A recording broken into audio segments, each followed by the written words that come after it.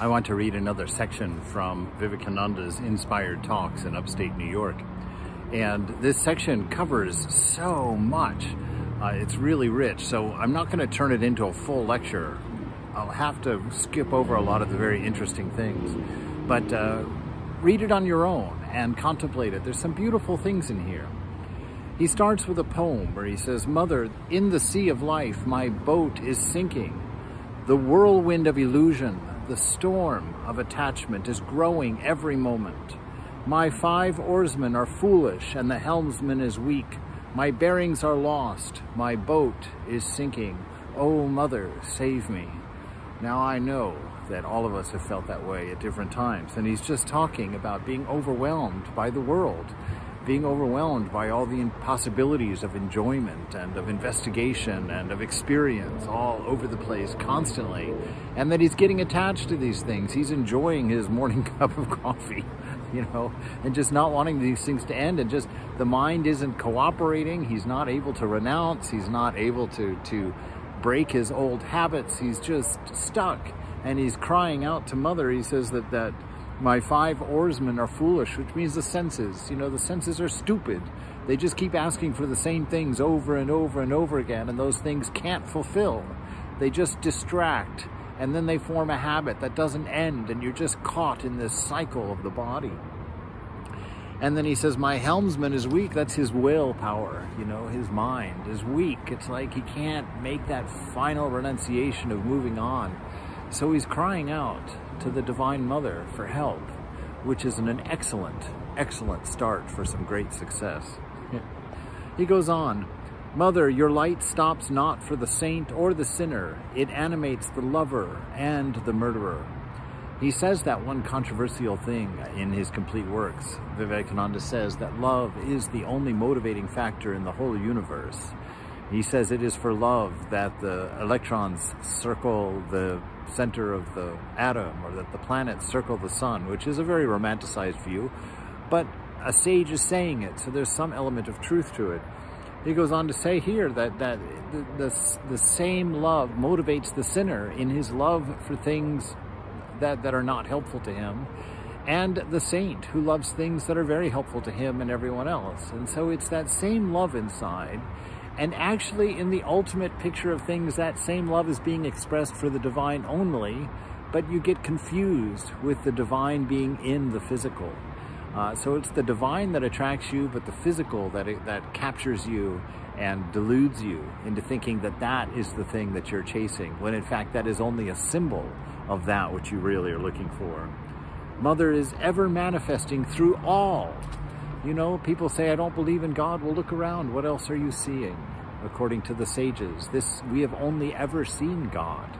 We have never seen anything besides the divine, since all of this is emanating a manifestation from that divine seed, that, what did they call it yesterday?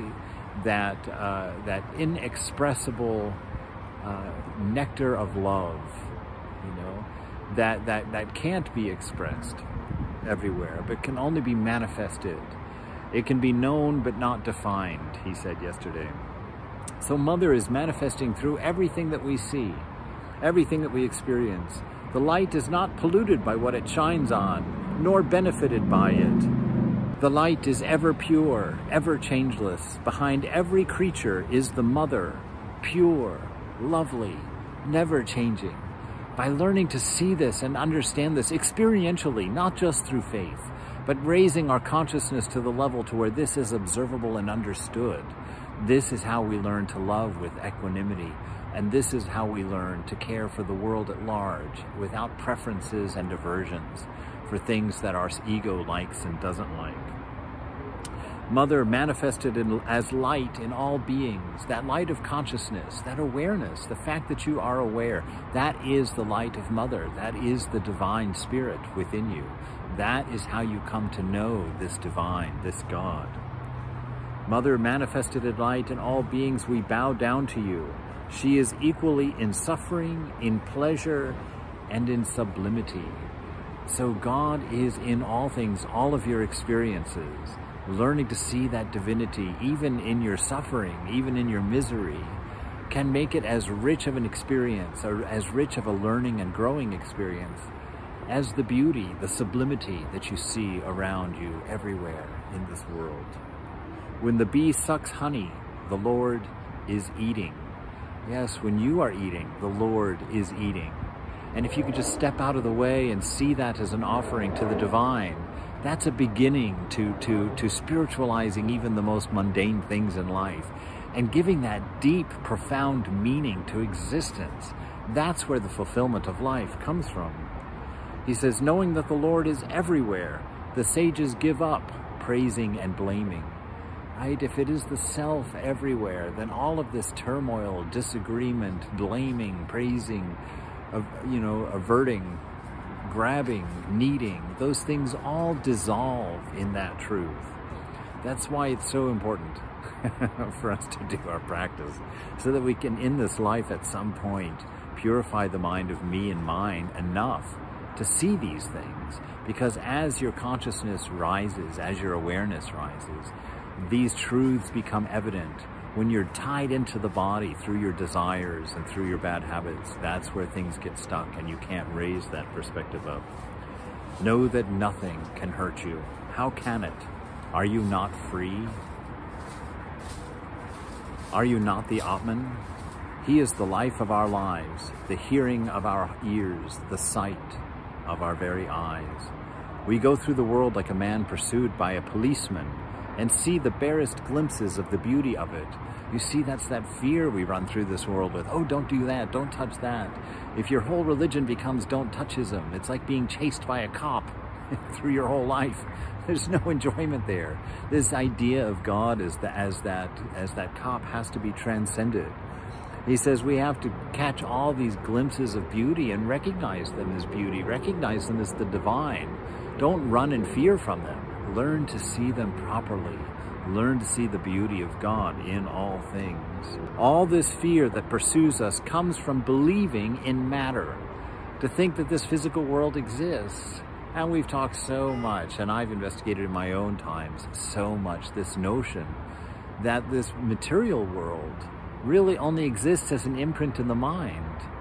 You know, our mind is only getting information from senses and interpreting it and creating a world of symbols, which is what we are looking at and what we see, and we mistake it for the actual thing.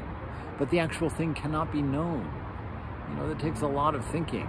But know this to be true, that this belief that the something outside of yourself is going to fulfill you, is going to feed you, is going to quench your thirst or satiate your hunger, that is what causes suffering. That's what causes jealousy. That's what causes anger and frustration.